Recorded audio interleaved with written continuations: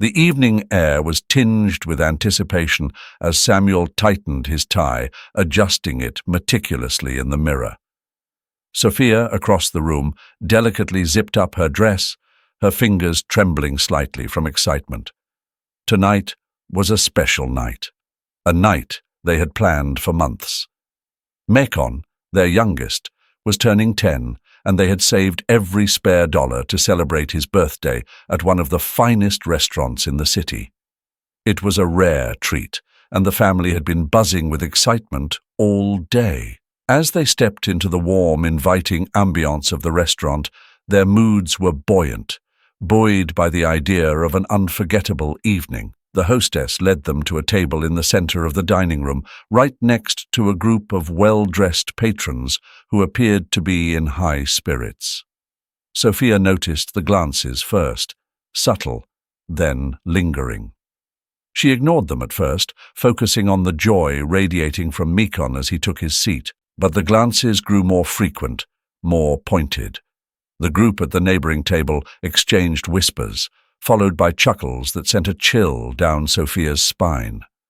Samuel sensed it too, his grip tightening around the menu, his brow furrowing as he attempted to brush off the discomfort. Mekon, unaware of the tension building around him, eagerly picked up his fork, his eyes wide with the wonder of the unfamiliar dishes.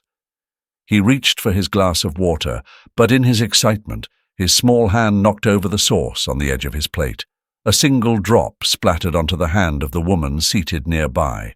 The liquid was harmless, but the reaction was immediate and severe. "Oh, for God's sake!" The woman recoiled, her voice cutting through the gentle murmur of the restaurant.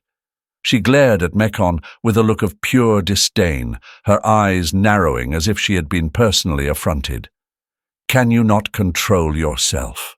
Her voice was laced with venom, each word landing like a slap in the face. Mekon's eyes widened, his excitement turning into confusion and shame. "I'm sorry," he murmured, his voice barely above a whisper.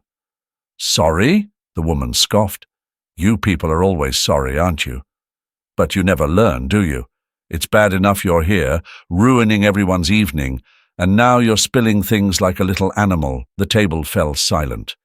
Sophia's breath caught in her throat, her heart pounding painfully in her chest. She could see the way the woman's words pierced Mekon, how his small frame seemed to shrink under the weight of her hatred. Samuel, sitting beside him, felt his blood run cold, anger simmering just beneath the surface. "Please," Sophia began, her voice trembling as she reached for Mekon's hand. "He didn't mean to—" The woman cut her off, her tone growing even more hostile. "Oh, I'm sure he didn't, just like I'm sure you all didn't mean to make us all uncomfortable the moment you walked in here. Do you even belong here? Or are you just here to remind us all of what we're trying to get away from?" Samuel's jaw clenched as he struggled to maintain his composure. "We have just as much right to be here as anyone else." The woman raised an eyebrow, her lips curling into a sneer. "Do you now? Well, you certainly have a funny way of showing it, letting your kid run wild, spilling things all over the place. Maybe you should take him somewhere more fitting, you know, where people like you usually go." Sophia's grip on Mekon's hand tightened as the boy's eyes welled up with tears. She could feel the stares of other patrons, the suffocating atmosphere of judgment and scorn. She wanted nothing more than to pull her son into her arms and shield him from the woman's cruelty. "Please," she whispered, her voice breaking. "It's his birthday." The woman let out a harsh laugh. "His birthday? Well, happy birthday, little boy. I hope you enjoy it. Maybe the last one you'll have in a place like this." Mekon's tears began to spill over, his small shoulders shaking as he tried to suppress his sobs. The room seemed to close in on them, the warmth and joy they had felt just moments ago now replaced with an oppressive, suffocating cloud of hostility. It was then that one of the other patrons at the woman's table leaned in, speaking loudly enough for everyone to hear. "Honestly, Can they even afford this place? Maybe they should stick to where they belong. Sophia felt something break inside her. The words, the laughter, the cruel smiles, they were too much. She wanted to scream, to fight back, to defend her son from this unfathomable cruelty. But all she could do was hold him, her own tears mingling with his as the humiliation washed over them. Samuel's eyes darkened, his fists clenching beneath the table as he looked at the woman who had so callously attacked his family. But even in his anger, he knew that any outburst would only make things worse. The evening that was supposed to be a celebration had turned into a nightmare, one that he could do nothing to escape. And as they sat there, trapped in their misery, the cruel laughter and whispered insults continued to swirl around them, reminding them of the place that society had relegated them to, a place where even the simple joy of a birthday could be torn apart by the ugliness of prejudice. The tension in the restaurant had reached its peak, a suffocating silence hanging over the dining room. Samuel could feel the weight of every stare, every whisper. He could see it in Sophia's eyes, the way she gripped the napkin in her lap, knuckles white with restraint. But most of all he could see it in Mekon, who sat still, too still, his eyes fixed on the plate in front of him, the remnants of his birthday meal untouched. The woman's voice still echoed in his mind, dripping with disdain and hatred. Samuel opened his mouth to speak, to defend his family, but the words caught in his throat, choked by the overwhelming sense of helplessness that he hadn't felt in years. It was then that the manager appeared, his presence commanding, yet calm. He was a tall man, his tailored suit impeccably pressed, his expression one of quiet authority. He had been watching from the corner of the room, monitoring the situation as it unfolded, but now, seeing the anguish on the faces of Samuel and his family, he could no longer stay silent. "Is there a problem here?"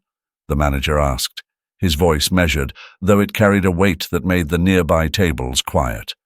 The woman who had insulted Mekon barely looked up, her expression haughty. "No problem," she replied dismissively, her tone flippant. "Just a little misunderstanding." The manager's gaze didn't waver. He stepped closer to Mekon, kneeling down so that he was at eye level with the boy. Mekon's eyes, wide and wet, met his, and the manager's face softened. "Are you all right, young man?" he asked gently. Mekon nodded, but the tears in his eyes told a different story.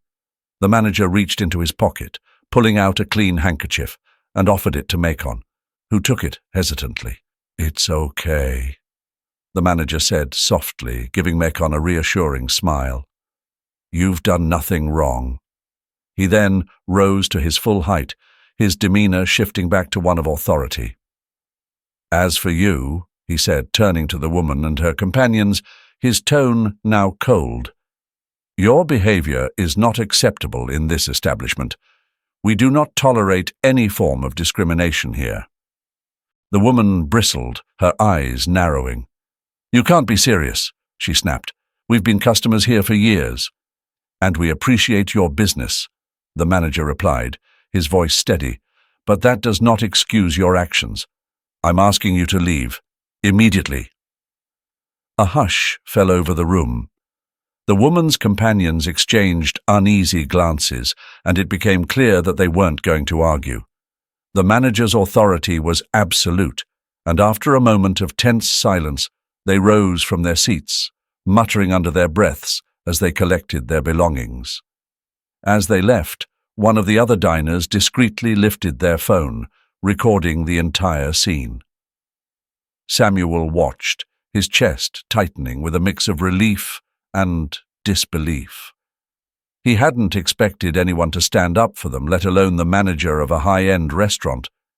He looked over at Sophia, who gave him a small, shaky smile, her eyes still glistening with unshed tears. The manager turned back to the family, his expression now warm and apologetic.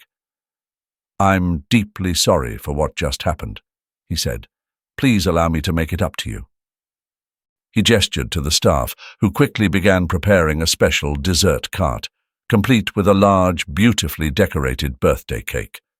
The manager smiled at Mekon, who was still clutching the handkerchief. "This is for you, Mekon," he said, his voice kind. "Happy birthday?" As the waitstaff gathered around the table, lighting the candles and singing a soft rendition of Happy Birthday, a new warmth began to fill the room. The other diners, who had initially been mere spectators, now offered smiles and nods of encouragement. The pain of the earlier confrontation began to fade, replaced by a renewed sense of joy and unity. Just as the candles were blown out, the restaurant's door swung open, and a familiar figure stepped inside. Mekon's eyes widened in surprise and delight as he saw his grandfather, a man they hadn't seen in months, walk toward their table with open arms. "Grandpa!" Mekon cried, leaping from his seat to embrace him. The room, once cold and hostile, was now filled with laughter and warmth. Samuel felt a deep sense of gratitude toward the manager, who had not only defended them, but had also restored their evening. Yet, even as they celebrated, he knew the battle wasn't over. The memory of the woman's hateful words lingered, a reminder of the prejudice that still loomed over them. As the evening came to a close, Samuel exchanged a glance with Sophia, a silent agreement passing between them. They would not let this incident define them, but they also wouldn't let it go unchallenged. They had a family to protect and a message to send, that they would not be silent in the face of hate. The ride home from the restaurant was quiet, almost eerily so. The earlier warmth from Mekon's birthday celebration had faded, replaced by a heavy silence that lingered in the air like a storm cloud. Sophia sat in the passenger seat, her eyes fixed on the dark road ahead, while Samuel drove, his grip on the steering wheel tighter than usual. Mekon, in the back seat, had fallen into an uneasy sleep, his small body curled up, as if trying to shield himself from the world. When they finally pulled into their driveway, Sophia remained seated for a moment, staring out the window at the familiar surroundings. But they felt different now, tainted by the events of the evening. She could still hear the woman's venomous words echoing in her mind, could still see the way Mekon's face had crumpled in confusion and hurt. It wasn't enough that the manager had intervened. It wasn't enough that the night had ended with cake and a surprise visit from Mekon's grandfather. The injustice of it all clung to her like a shadow. Samuel switched off the engine, breaking the silence. "You okay?" he asked, turning to look at her. Sophia shook her head slowly. "No, I'm not okay. What happened tonight? It's not something we can just forget. It's not something we should forget." Samuel sighed, running a hand over his face. "I know. But what can we do? The manager already kicked them out. He did what he could." "Did he?" Sophia's voice was quiet, but there was a steeliness to it that made Samuel pause. "He did what was right in the moment, but that woman, she'll just go on with her life like nothing happened. And Mekon, he'll remember this. He'll remember that we didn't stand up for him when it mattered most." Samuel was silent for a long moment, the weight of her words settling heavily in the car. Finally he nodded. "You're right. We need to do more." They got out of the car, and Sophia gently woke Mekon, guiding him inside and tucking him into bed. Once he was asleep again, she and Samuel sat down at the kitchen table, the dim light casting long shadows on the walls. "We need to go back to the restaurant," Sophia said, her voice firm. "We need to talk to the manager, ask him to make a public statement. People need to know that what happened tonight wasn't just a misunderstanding. It was racism, pure and simple. And it can't be tolerated?" Samuel nodded in agreement. Sophia reached across the table, taking Samuel's hand in hers. "This isn't just about us, Samuel. It's about making sure this doesn't happen to anyone else." The next morning, they returned to the restaurant. The manager greeted them with a wary but respectful expression, clearly anticipating the conversation that was about to unfold. "Mr. and Mrs. Johnson," he began, "I want to apologize again for what happened last night. It was unacceptable." Sophia didn't waste time with pleasantries. "We appreciate what you did in the moment, but an apology isn't enough. We need you to make a public statement condemning what happened here." The manager listened carefully, nodding slowly. "I understand. I want to assure you that we take this very seriously." As they spoke, neither of them noticed the customer in the corner of the room, filming their conversation. By the time they left the restaurant, the video was already making its way across social media, rapidly gaining attention. Within hours, the video had gone viral. Thousands of people expressed their outrage at what had happened to the Johnson family, demanding justice. The public pressure was too great for the authorities to ignore. The woman who had insulted Mekon was soon identified and arrested, facing charges of hate speech and public discrimination. Years passed like pages turning in a book, and the scars of that fateful evening at the restaurant faded, though they never truly healed. Mekon, once a boy who had cried into his mother's arms, had grown into a young man, taller and more resolute, his once bright eyes now tempered by experience.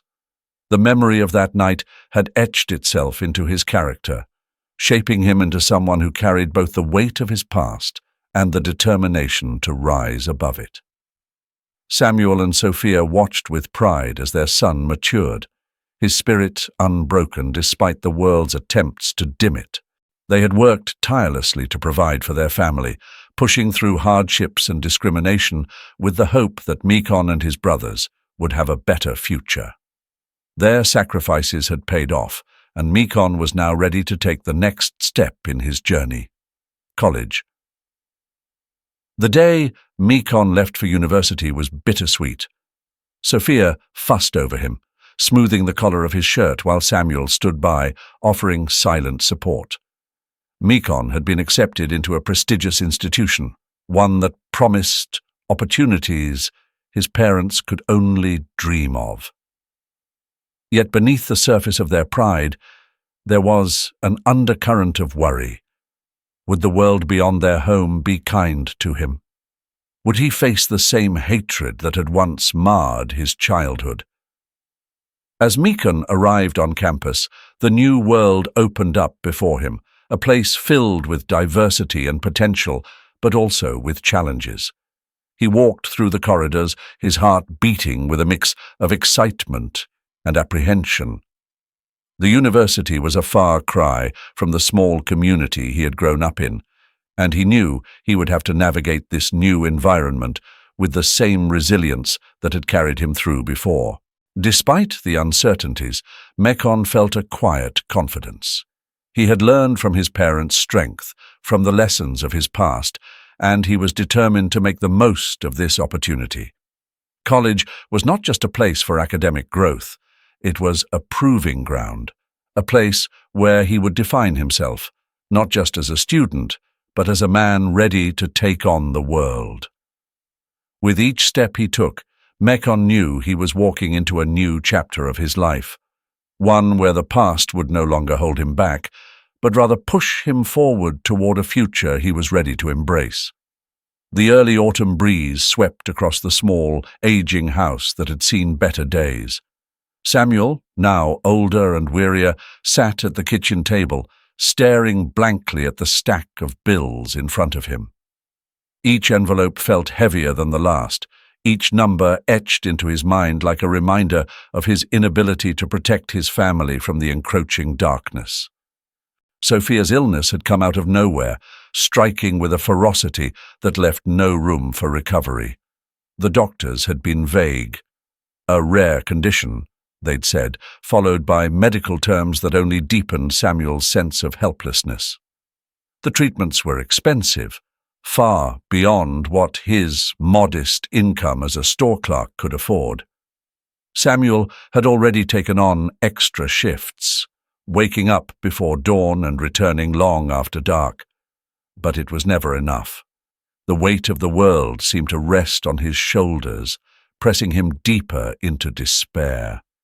Jefferson, their eldest son, had always been the strong one, the protector of his younger brothers, the one who stood tall even when the world tried to knock him down.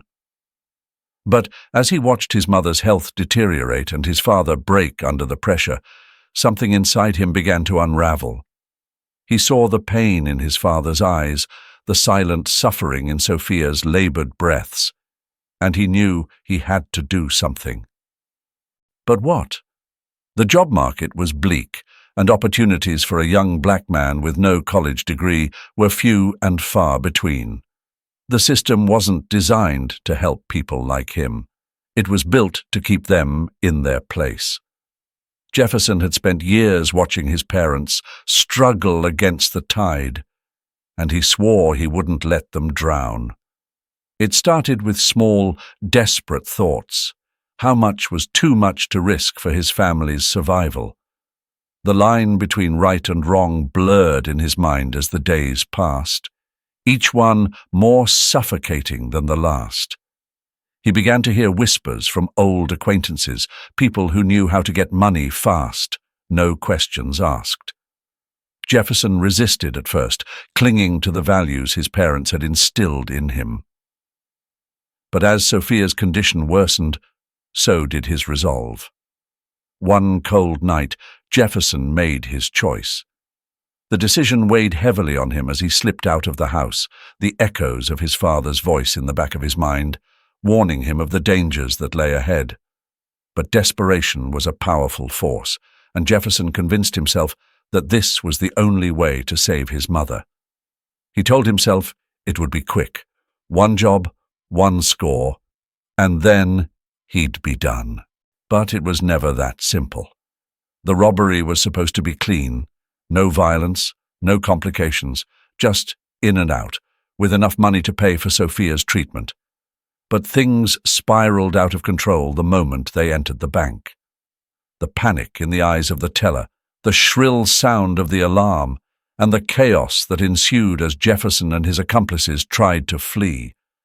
In the end, there was nothing but shattered glass, broken promises, and Jefferson's heart pounding in his chest as the police closed in. News of Jefferson's arrest spread quickly, and the reality of his actions crashed down on him with a force he hadn't anticipated. The legal system, already stacked against him, showed no mercy. The fact that he was black only compounded his situation. The judge, with a tone of detached authority, handed down a sentence that was harsher than anything Jefferson could have imagined. The courtroom felt like a coffin, the finality of the verdict sealing his fate. Sif Mekon, now away at college, received the news in a phone call from Samuel. His father's voice, usually so strong, was broken, each word heavy with the burden of shame and fear. "He's gone, Mekon," Samuel said, the weight of those words pressing down on him. "They've taken Jefferson away." Macon's world shattered in that moment. The brother who had always been there for him, who had stood as a shield against the world's cruelty, was now behind bars. He felt a surge of anger at the system, at the circumstances that had pushed Jefferson to this point, and at himself for not being there to stop it. Jefferson called Mekon from his cell, his voice low and filled with regret. "I messed up, little brother," he said, his words laced with guilt. I thought I could save her. I just wanted to save her." Mekon's grip tightened around the phone, his knuckles turning white. "This isn't the way, Jefferson. You know it's not." His voice trembled with the weight of their shared pain. "We'll find another way. But you have to turn yourself in. Do the right thing now." There was a long pause on the other end, the silence filled with all the things they couldn't say. Finally, Jefferson spoke, his voice barely above a whisper. I'm sorry, Meekon. I'll do what's right. The story of Jefferson's crime and the reasons behind it eventually came to light. The community that had once looked at him with judgment began to see the cracks in the system that had failed him. As sympathy grew, so did the calls for mercy. People rallied behind the family, pushing for a reduction in Jefferson's sentence, recognizing the desperation that had driven him to that fateful night. In the end, Jefferson's path to redemption was a long one, but it began with the understanding that he was not alone. The community that had once been indifferent now stood with the family, united in the belief that even in the darkest of times, there was always hope for a second chance. The campus of Mekon's University was sprawling, with old brick buildings draped in ivy and wide pathways lined with oaks. It was a place where knowledge was supposed to flourish, where young minds were encouraged to dream big. But for Mekon, it had become a place of shadows and whispers, where every step felt heavy and every day was a battle against an unseen enemy. It had started slowly, almost imperceptibly at first. Snide comments made in passing, whispers that cut through the air like a knife. Mekon could feel the stares, the way people would look at him as if he didn't belong. The leader of it all was Lucas, a student known for his charm and influence, but underneath that facade lay a deeply rooted prejudice. Lucas and his group of friends had taken it upon themselves to remind Mekon, in their own twisted way, that he was an outsider. It began with small things, sideways glances, subtle jabs during class discussions, but it quickly escalated into something more sinister. One afternoon, as Mekon was walking to his next class, he found his path blocked by Lucas and his friends. They leaned against the walls of the corridor, arms crossed, eyes cold. "Hey, Mekon," Lucas called out, his voice laced with false friendliness. "Heard about your brother. Tough break." Mekon's steps faltered, his heart pounding in his chest. He tried to brush past them, but Lucas moved to block his way. "Where are you going in such a hurry?" Lucas asked, his tone mocking. "We're just trying to have a conversation." Mekon kept his eyes forward, refusing to engage. "I don't have time for this," he muttered, trying to push past again. But Lucas wasn't done. "You think you're better than us, don't you?" he sneered. "Just because you got into this school doesn't mean you belong here." The words stung, but Mekon had heard them all before, in different forms, in different voices. He clenched his fists, his mind racing for a way out of the situation. But before he could respond, one of Lucas's friends stepped forward and shoved him hard against the wall. The force of the impact knocked the air out of him, and for a moment, the world tilted. Pain radiated from his back, but it was nothing compared to the humiliation that flooded through him as the group laughed, their voices loud and cruel. "Come on, man," one of them jeered. "Don't you want to fight back? Show us how tough you are." But Mekon knew better. He had seen how these situations played out. If he fought back, it would only confirm the stereotypes they were so eager to place on him.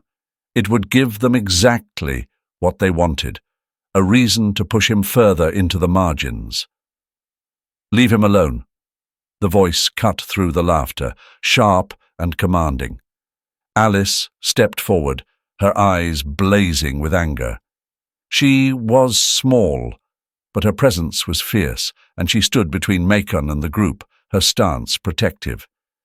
"Get out of here," she said, her voice steady despite the tension in the air. "Before I report you all." Lucas's smile faltered, and for a moment, Mekon thought he might escalate the situation. But after a tense pause, he shrugged, as if it was all just a game to him.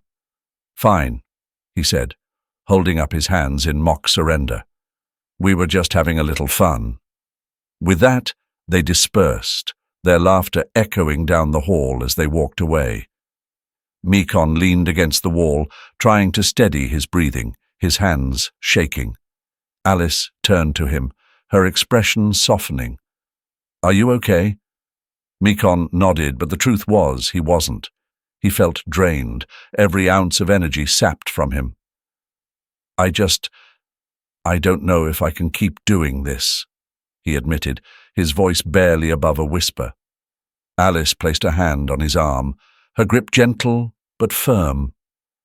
"You're stronger than this, Mikon. You've been through worse. Don't let them win." Her words were a lifeline, pulling him back from the edge of despair. Mikon looked into her eyes and saw the determination there, the belief that he could overcome this. Slowly he nodded. "I can't let them win," he repeated, more to himself than to her. Over the next few days, with Alice by his side, Mikon found his resolve hardening. He threw himself into his studies, but, more importantly, he began to seek out opportunities to make a difference. He joined groups focused on social justice, and with Alice's encouragement, he even started leading discussions about equality and inclusion on campus. The prison walls were cold, unyielding, and for a long time they had mirrored the state of Jefferson's heart. The first few months inside had been the hardest, a constant battle between despair and anger. He was angry at himself, angry at the world, but mostly he was angry at the circumstances that had led him here.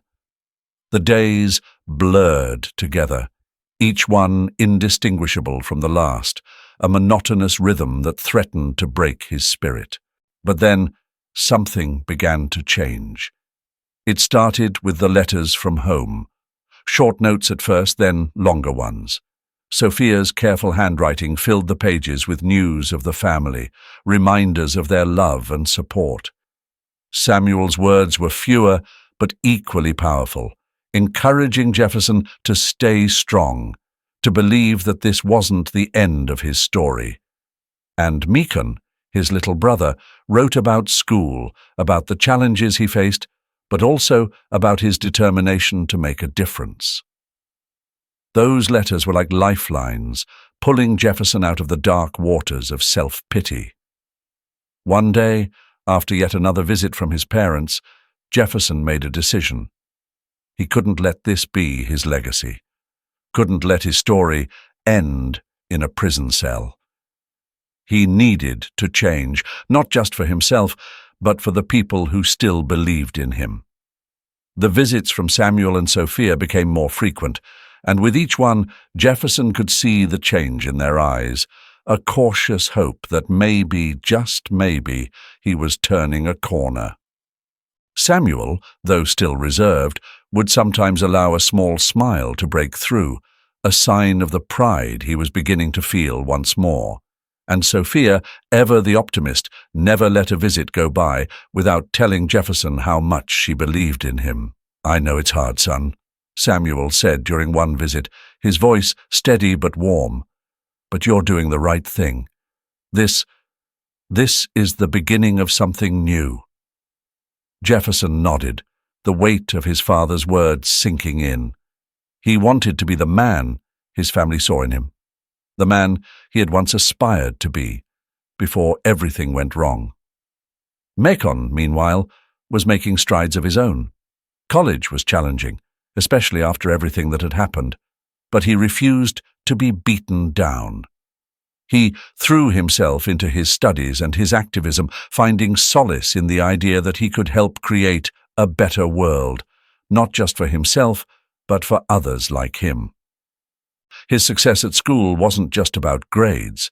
It was about making a statement, proving to himself and to others that he could rise above the challenges life had thrown at him. Back in the community, the story of the Johnson family began to spread. What had once been a tale of struggle and misfortune became one of inspiration and hope. People started to see Jefferson not as the young man who had made a terrible mistake, but as someone who was working hard to redeem himself, to make amends for the pain he had caused. And they saw in the family's unwavering support a testament to the power of love and resilience. As Jefferson continued his rehabilitation, he found a new sense of purpose. He became involved in mentoring younger inmates, sharing his story in the hopes of steering them away from the path he had taken. It was difficult at times, facing the reality of where he was and how far he had to go, but he held on to the belief that he could make a difference. The sun had just begun to rise, casting a soft golden light over the campus, as Mekon made his way to the student union. The air was crisp, filled with the quiet promise of a new day.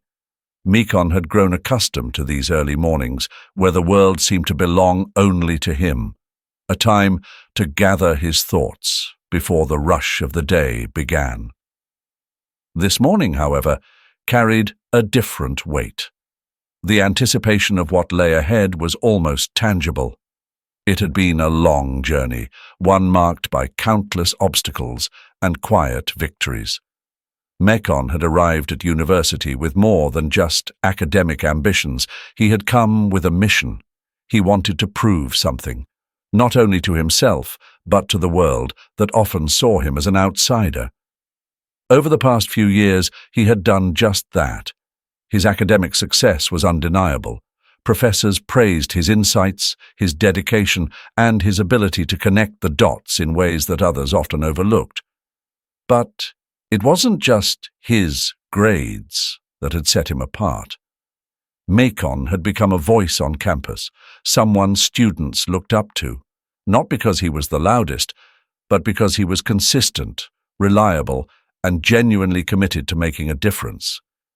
Alice had been there from the beginning, a constant presence beside him.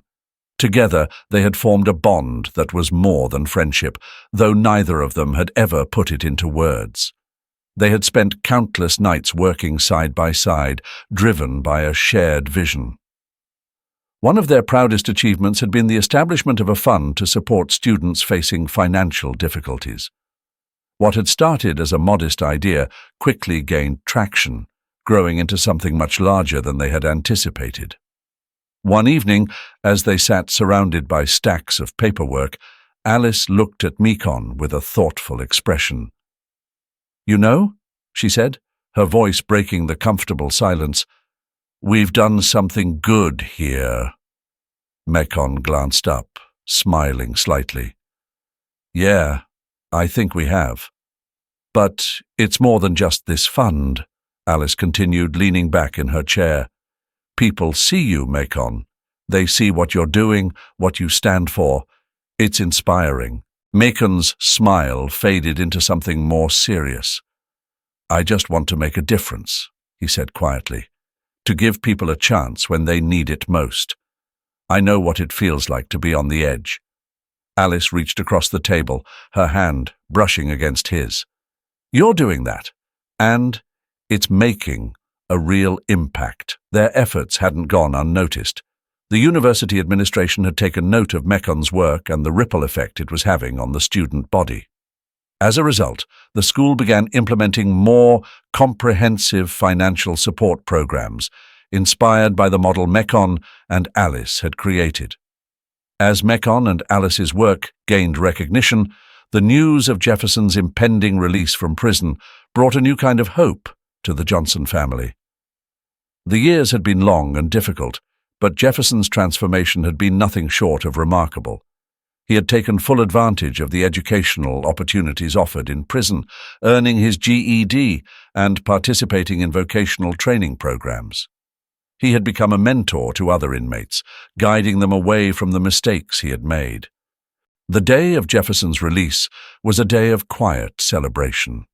The family, now closer than ever, gathered in the small, familiar living room of their home, the atmosphere filled with a mixture of relief and anticipation. Samuel and Sophia looked at their sons, seeing in them the culmination of years of struggle, growth, and resilience. "We've come a long way," Samuel said, his voice thick with emotion. "But this is just the beginning." Mekon nodded, understanding the truth of his father's words. He knew his journey was far from over. The work he had done at university had sparked something inside him, a desire to push further, to challenge the status quo on a larger scale. As his final year at university came to a close, Mekon found himself increasingly drawn to the idea of public service. It wasn't enough to advocate for change from the sidelines. He wanted to be in the thick of it, to shape policies that could create real, lasting impact. Encouraged by Alice and others who believed in his vision, Mekon decided to run for mayor of his city. The campaign was grueling, filled with late nights and endless meetings, but it was also exhilarating. Mekon's message of hope, equality, and opportunity resonated with the community, many of whom had watched him grow from a boy struggling against the odds into a young man with a clear and compelling vision for the future. On the night of the election, as the results came in, the Johnson family gathered once more, this time in a room filled with supporters, friends, and neighbors. The air was electric with anticipation. When the final vote was counted and Mekon was declared the winner, the room erupted into cheers. Mekon stood at the center, humbled and overwhelmed, but also deeply ready for the road ahead. And as he stood there, looking out at the city that he would now help lead, Mekon felt a deep, unshakable conviction that with determination, with community, and with love, they could build something truly extraordinary. Jefferson's return home had been a turning point for the family. After years of being apart, his presence felt like the missing piece of a puzzle finally falling into place. His time in prison had changed him, hardened him in some ways, but softened him in others. He had emerged from the experience with a deep resolve to make amends for his past mistakes. "Morning, Dad. Morning, Mum." Jefferson's voice interrupted their thoughts as he entered the kitchen, his steps sure and steady. "Morning, son," Samuel replied, his tone warm. "How are you feeling?" "Better," Jefferson said, pouring himself a cup of coffee. "Ready for the day." And what a day it would be. Jefferson had thrown himself into work since his release, partnering with Mekon on several social initiatives. Together, they had launched programs aimed at helping at-risk youth, kids who, like Jefferson once had, found themselves on the brink of making life-altering decisions. The work was challenging, but it was also fulfilling in a way that Jefferson hadn't expected. He was making a difference, and with each small victory, he felt the weight of his past lifting. Mekon, on the other hand, was flourishing in his new role as mayor. His journey from university activist to political leader had been meteoric, and yet he remained grounded. He spent his days in meetings, drafting policies, and speaking with community leaders, all while keeping his focus on the people who had elected him. But it wasn't just his political acumen that set him apart. It was his ability to listen, to truly understand the needs of those he served. It was this quality that had earned him the respect of his peers and the love of his community. And it was this quality that Jefferson admired most about his younger brother. Mekon had become a beacon of hope, not just for the city, but for the family as well. As the morning unfolded, William, the middle son, joined them at the table. He had been quieter than usual lately, absorbed in his latest project, a book. It was a deeply personal endeavor, one that chronicled the family's journey from hardship to redemption. "Almost done with the manuscript?" Sophia asked, her curiosity piqued. William nodded, his expression thoughtful. "Yeah, just a few more edits. It's been cathartic, writing it all down." Samuel and Sophia exchanged a glance, pride swelling in their chests. They knew that William's book would be more than just a story. It would be a testament to their family's resilience, a beacon for others who found themselves in similar struggles. Later that evening, the Johnson family gathered at a community center for a celebration in honor of Mekon's achievements. The room was filled with friends, supporters, and colleagues, all of whom had played a part in Mekon's journey. The atmosphere was one of joy and reflection, a chance to look back at the path they had traveled and to celebrate the milestones they had reached. As the night drew on, Mekon took the stage to address the crowd. His speech was heartfelt, a mix of gratitude and determination. He spoke of the challenges he had faced, the lessons he had learned, and the vision he had for the future. But as he looked out at the sea of faces, it was his families that anchored him. Samuel, Sophia, Jefferson, and William. They were his foundation, the reason he had fought so hard to succeed. "We've been through a lot," Mekon said, his voice steady. "But if there's one thing I've learned, it's that we are stronger together. And together, there's nothing we can't achieve." The crowd erupted in applause, and as Mekon stepped down from the stage, he was met with embraces from his family. It was a moment of unity, of shared purpose, and as they stood there, surrounded by the warmth and support of their community, they knew that this was just the beginning. The journey had been long and filled with trials, but it had also been a journey of growth, of change, and of unwavering love. And as they looked ahead to the future, they did so with hope in their hearts, and the knowledge that, no matter what came next, they would face it together. The auditorium buzzed with quiet anticipation as the Johnson family took their seats in the front row. The room was filled with the soft hum of whispered conversations, the rustling of programs, and the occasional burst of laughter. It was an evening of celebration, but for Samuel and Sophia, it was also a moment of deep reflection. Mekon sat between his parents, his gaze fixed on the stage ahead. He was calm, composed, but underneath that exterior was a deep sense of pride and accomplishment. Tonight wasn't just about him. It was about the journey they had all taken together. As the ceremony began, the speaker took the podium, a tall figure who commanded attention with their presence. They spoke of perseverance, of the challenges that had been faced and overcome, and of the importance of community. But as the words flowed, Mekon's thoughts drifted back to the long road that had brought them here. He thought of Jefferson, now seated beside him, who had walked a path of redemption. His brother had faced his demons head-on, transforming his pain into a force for good. Jefferson's work with at-risk youth was changing lives, offering hope where there had once been only despair. He had found a way to rebuild, to make amends, and in doing so had found a new sense of purpose. William, on the other side of Sophia, had found his voice as a writer. His books, filled with the raw emotion of their shared experiences, had struck a chord with readers far and wide. He had become a beacon of inspiration, using his words to fight against the very prejudices that had once threatened to tear them apart. His success was not just in the accolades he received, but in the impact his stories had on those who read them. And then there were his parents, Samuel and Sophia, the anchors that had kept them all grounded through the storms.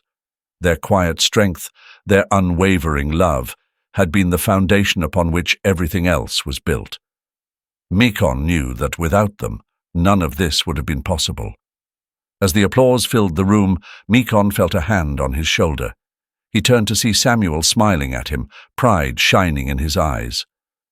"You did it, son," Samuel said softly, his voice filled with emotion. "We all did." Mekon nodded, feeling the weight of those words. Yes, they had done it. Together. They had faced every challenge, every obstacle, and had come out stronger on the other side. The struggles, the pain, the moments of doubt, they had all led to this. The speaker called Mekon's name, and as he rose to accept the recognition, the applause swelled, echoing off the walls of the auditorium. He walked to the stage, his steps steady, his heart full. When he reached the podium, he took a moment to look out at the crowd, at the faces of those who had supported him, who had believed in him. "This is not just my achievement," Mekon began, his voice clear and strong. "It belongs to my family, to my community, and to everyone who has ever faced adversity and chosen to rise above it. We have proven that with love, with resilience, and with determination, we can overcome anything." As he finished, the room erupted into applause once more, but it was the quiet, shared look between him and his family that held the most meaning. They had come through the fire, and now, standing together, they knew that no challenge was too great, no obstacle too insurmountable. The night ended with the Johnson family gathered outside the auditorium, the cool night air filled with the sounds of laughter and conversation. They stood close, a tight-knit group that had been forged in the crucible of life's trials. And that, my friends, brings us to the end of this powerful story. A story that isn't just about one family's struggle, but a reminder of the resilience and strength we all possess when we stand together against injustice. Racism is a wound that runs deep, but with love, unity, and determination, we can begin to heal it. If this story moved you, if it made you think, or even if it made you just a little bit uncomfortable, that's a good thing. It means we're starting a conversation, and conversations lead to change. So let's keep that momentum going. Thank you for watching and being part of this journey. If you haven't already, make sure to hit that subscribe button and turn on notifications so you don't miss any of our future stories. Share this video with someone who needs to hear it, because together we can make a difference. Until next time, remember, every voice matters and every story counts.